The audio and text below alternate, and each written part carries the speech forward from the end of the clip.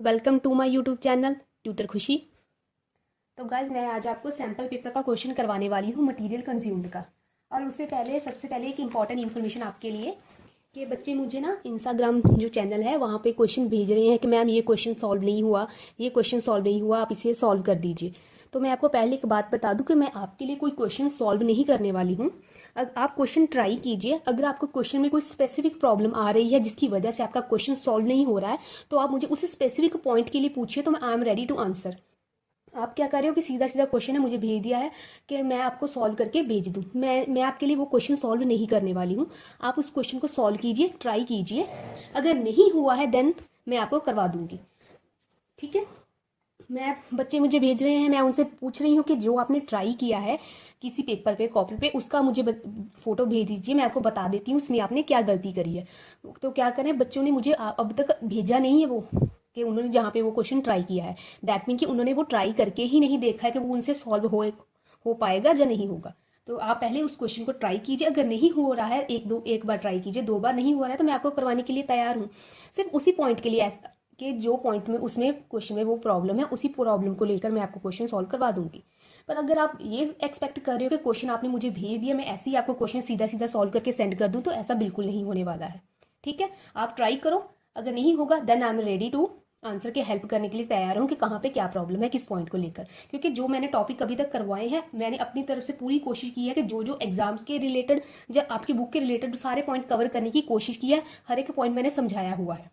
जो क्वेश्चन मुझे भेजे गए हैं इंस्टाग्राम पे, वो सारे पॉइंट मैंने अपनी वीडियोस में करवा रखे हैं। हाँ, अगर कोई एक आधा छूट गया उसके बारे में मैं कह नहीं सकती, पर जो मैंने करवाया है एटलीस्ट आप उसे तो ट्राई कीजिए। और सेकंड बात, आप मुझे सिर्फ उसी क्वेश्चंस को लेकर उसी टॉपिक्स को लेकर क्वेश्चन सेंड करें जो मैं करवा चुकी हूँ, जिसके रिगार्डिंग मैं वीडियोस बना चुकी हूँ। अभी बच्चे मुझे बोल रहे हैं कि मैम ये इनकम एंड एक्सपेंडिचर नहीं बन रहा है, तो मुझे प्लीज आप बनाकर भेज दीजिए। इनकम एंड एक्सपेंडिचर तो अभी मैंने शुरू ही नहीं करवाया, अभी तो मैं छोटे छोटे टॉपिक्स ले रही हूँ आपके लिए। इन बस 4 या 5 वीडियोज और बनेगी होपफुली, और उसके बाद आपका जो full fledge income and expenditure account, opening balance sheet and closing balance sheet में शुरू करवा दूंगी।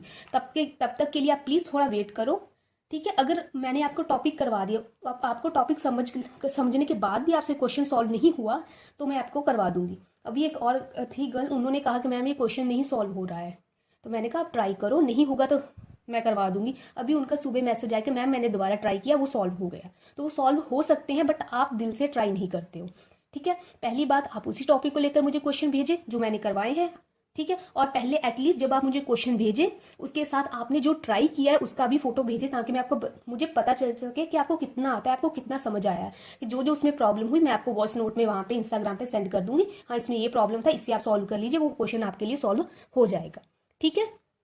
तो मैं आपको क्या है, अभी मटेरियल कंज्यूम का है, आपको जो लेटेस्ट सैंपल पेपर आया है टर्म 2 का, जो आपके साइट पे है, वो क्वेश्चन आपको सॉल्व करवाने वाली हूँ। इंटरेस्टिंग क्वेश्चन है, बहुत इजी क्वेश्चन है, तो हम क्या है उस क्वेश्चन को सॉल्व करते हैं। तो आप क्वेश्चन को देखिए। ऊपर उन्होंने पूरा काफी लिखा था कि कोई मिस्टर अग्रवाल समथिंग ये नाम था, तो मैंने जो जो इंपॉर्टेंट इन्फॉर्मेशन थी मैंने ऊपर से वही ले ली है।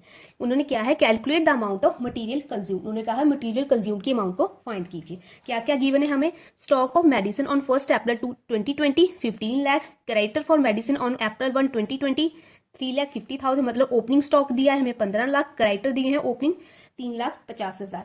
Stock of medicine on 31 March 2021, that mean कि हमें क्या है, क्लोजिंग स्टॉक दिया है 10 लाख का। Creditors for medicine on 31 March 2021, that mean कि हमें क्लोजिंग क्रेडिटर दिए हैं 4,20,000। कैश परचेजेस दी हैं ड्यूरिंग द ईयर 2021 2 लाख, और हमें क्रेडिट परचेजेस भी गिवन है 6 लाख की। तो हमें क्या है, इसकी हेल्प से हमें क्या है, मेडिसिन कंज्यूम की अमाउंट को निकालना है। आपने याद है, आपने 11th स्टैंडर्ड में COGS फाइंड किया था, that is cost of good sold.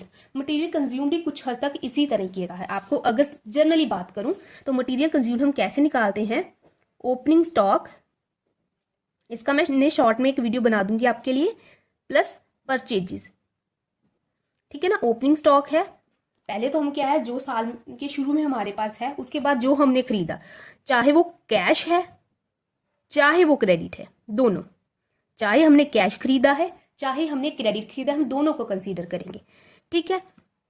उसके बाद है जो हमने सेल किया है, उसे क्या है हम लेस कर देंगे, ये हमने बेच दिया, उसकी हम बुक वैल्यू लेंगे। ये मैं आपको बता दूंगी कि कैसे, ये बुक वैल्यू वाला पॉइंट कैसे है, ठीक है। बुक वैल्यू का मतलब वो कितने का था, दैट मीन कि मान लीजिए कि मैंने 5,000 वाला सामान कोई है 8,000 6,000 में बेच दिया है, दैट मीन कि मैंने 1,000 प्रॉफिट पे बेच दिया, तो मैं जो लेस करूंगी वो सामान 5,000 ये वैल्यू को लेस करूंगी कि वो एक्चुअल में सामान कितने का था, बुक वैल्यू का ये मतलब है। ठीक है ना, कितने प्रॉफिट में बिका कितने लॉस में बिका इससे कोई मतलब नहीं है, वो सामान एक्चुअल में कितने का था हम वही क्या है लेस करेंगे। और उसके बाद हम और क्या लेस करेंगे, हम क्लोजिंग स्टॉक को लेस करेंगे, क्लोजिंग स्टॉक को क्या है लेस करेंगे। तो ये हमारा किसके इक्वल टू आएगा, ये हमारा इक्वल टू आएगा मटेरियल कंज्यूम्ड। ठीक है, हमने इतना मटेरियल कंज्यूम किया होगा। ठीक है, आपको समझ में आया, ये ऐसे मटेरियल कंज्यूम्ड फाइंड करना है। वैसे डिपेंड, जैसे कि मैंने लास्ट आपको क्वेश्चन कराया था, ओपनिंग स्टॉक दिया है, क्रेडिटर्स भी दिए, एडवांस पेमेंट भी दिया, वैसा आपकी बुक्स में है तो आप सीधा लेस प्लस करके भी फाइंड कर सकते हैं। अगर आपको सिंपल डाटा दिया है तो आप ओपनिंग स्टॉक को में से परचेजेस को ऐड करोगे, सेल को लेस करोगे और क्लोजिंग स्टॉक को भी लेस करोगे, तो आपका क्या आ जाएगा मटेरियल कंज्यूम्ड। ठीक है, अभी हम क्या है इस क्वेश्चन को सॉल्व करते हैं।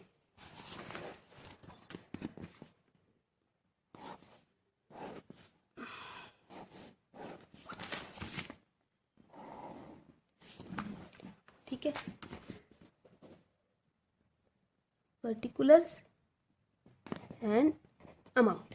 ठीक है, उसके बाद सबसे पहले हम क्या लिखे, मैंने बोला ना ओपनिंग स्टॉक में परचेजेस को ऐड कर देना। ओपनिंग स्टॉक कितना दिया है 15 लाख, हम इसे ओपनिंग स्टॉक लिख सकते हैं जस्ट स्टॉक एट 1 अप्रैल 2021, दोनों ही सेम बातें हैं। ओपनिंग स्टॉक कितना गिवन है हमें 15 लाख। ठीक है, ऐड करेंगे इसमें परचेजेस, परचेजेस दोनों ऐड करेंगे। कैश कितनी है, हमें कैश दी है 2 लाख, क्रेडिट कितनी दी है, क्रेडिट दी है 6 लाख। ठीक है, और क्या है हम इसे लेस, इसमें से क्या लेस करेंगे, सेल, कोई स्टॉक कोई सेल नहीं हुआ है, कोई स्टॉक सेल नहीं हुआ है तो हम इसे हम कंसीडर ही नहीं करेंगे। हम क्लोजिंग स्टॉक दिया, क्लोजिंग स्टॉक को आप लेस कर दो, कितना दिया है आपको closing stock 10 lakh, less closing stock या फिर स्टॉक एट 31 मार्च 2021, दोनों ही बातें लिखी जा सकती हैं। 10 लाख को क्या है हम लेस करेंगे, तो ये क्या आ गया हमारा medicine consumed, medicine consumed during the year.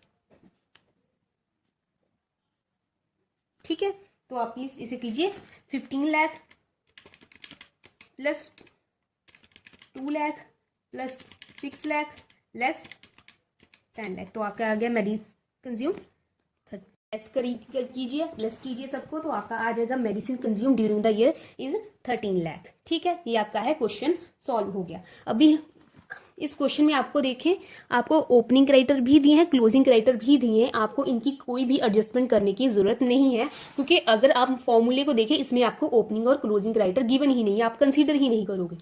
ठीक है, अगर आपको क्वेश्चन इस फॉर्म में दिया है, लाइक ऐसे दिया है, और आपको दिया है कि amount paid for the creditor दिया है, आपको सारा ओपनिंग क्लोजिंग स्टॉक दिया, ओपनिंग क्रेडिटर भी दिए हैं, तो तब हमें क्रेडिटर्स को एडजस्ट करने की जरूरत पड़ती है। वो क्यों पड़ती है, क्योंकि क्वेश्चन में हमें क्रेडिट परचेज गिवन नहीं है, हमें क्रेडिटर्स को तभी कंसीडर करना पड़ता है अगर हमें क्वेश्चन में क्या है क्रेडिट परचेज ना गिवन हो। बट क्वेश्चन में क्या है, हमें इस क्वेश्चन में क्रेडिट परचेज गिवन थी, इसलिए हम क्या है क्रेडिटर्स को कि ओपनिंग और क्लोजिंग क्रेडिटर को हम कंसीडर नहीं करेंगे। अगर नहीं गिवन होती तो हमें इसे एडजस्ट करना पड़ता। वो एडजस्ट कैसे करते, जैसे मैंने आपको लास्ट ये क्वेश्चन करवाया था, आप ऐसे एडजस्ट करते।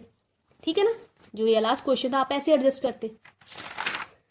करने के लिए आप क्या करते, ओपनिंग को ऐड कर, सॉरी क्लोजिंग को ऐड कर देते, ओपनिंग को क्या है लेस कर देते। वो तब करते अगर आपको क्रेडिट परचेज ना गिवन होती। आपको क्रेडिट परचेज गिवन है तो आप क्या करोगे, सीधा सीधा क्या है क्वेश्चन को सॉल्व कर दोगे। आप ओपनिंग क्रेडिटर्स और क्लोजिंग क्रेडिटर्स को क्या है इग्नोर करोगे। ये क्वेश्चन आपको इसीलिए ही डाला गया है, क्योंकि इस अगर आप लास्ट क्वेश्चन देखिए इसमें आपने क्या है क्रेडिटर्स को कंसिडर किया है, वो इसलिए किया क्योंकि आपको अमाउंट पेड गिवन थी। ठीक है, इसमें क्या है आपको क्रेडिट परचेज गिवन थी ऑलरेडी, इसलिए हमें क्रेडिटर्स को एडजस्ट करने की जरूरत नहीं पड़ी। तो इस ऐसे आपका ये क्वेश्चन सॉल्व हो गया। आपका सैंपल पेपर का क्वेश्चन था, इंटरेस्टिंग क्वेश्चन डाला था, तो ये मैंने आपको सॉल्व करा दिया है। नेक्स्ट आपको मैं सब्सक्रिप्शन का जो आपका सैंपल पेपर का क्वेश्चन है, इंटरेस्टिंग क्वेश्चन डाला है। मुझे लगा था कि आपको ऐसा क्वेश्चन डालेंगे नहीं रिवर्सल वाला, बट आपको डाल दिया, तो मैं अब आपको वो टॉपिक भी करवा दूंगी। So thank you so much. और जो मैंने शुरू में जो बात बताई है प्लीज आप उसे ध्यान रखें। क्वेश्चन आप पहले ट्राई करें, देन ही मैं आपको, अगर नहीं होगा then I am ready to help, but आप प्लीज खुद से ट्राई करो, देन मैं आपको सॉल्व करवाऊंगी। ठीक है, so thank you so much. अब मैं आपको नेक्स्ट सब्सक्रिप्शन का टॉपिक करवाऊंगी।